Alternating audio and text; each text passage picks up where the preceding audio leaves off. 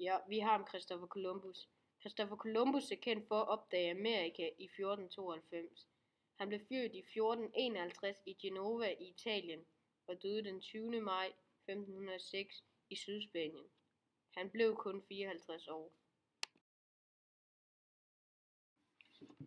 I slutningen af 1400-tallet besluttede Christopher Columbus sig for at finde vejen frem til Indien i et skib. Han fik støtte fra det spanske kongepar Ferdinand og Isabella. De gav ham 3 skibe og 90 sømænd til at finde Indien. Rejsen begyndte så den 3. august 1492. De 3 skibe nåede aldrig til Indien, men cirka 2 måneder rejse opdagede de den 12. oktober en ø, som Columbus kaldte for San Salvador. Christopher Columbus havde opdaget Amerika, men han troede han var kommet til Indien, så han kaldte folkene han så for indianere. På et tidspunkt begyndte europæerne at flytte til Amerika.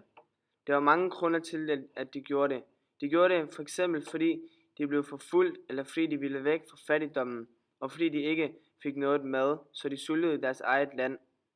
Og så var der dem, der bare ville have noget af det nye land, for at få flere penge.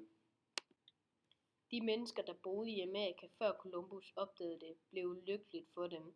De blev enten taget som slaver, blev slået ihjel eller fik sygdomme, som de døde af. I løbet af ca. 150 år faldt befolkningstallet blandt de indfødte fra ca. 50 millioner til ca. 8 millioner.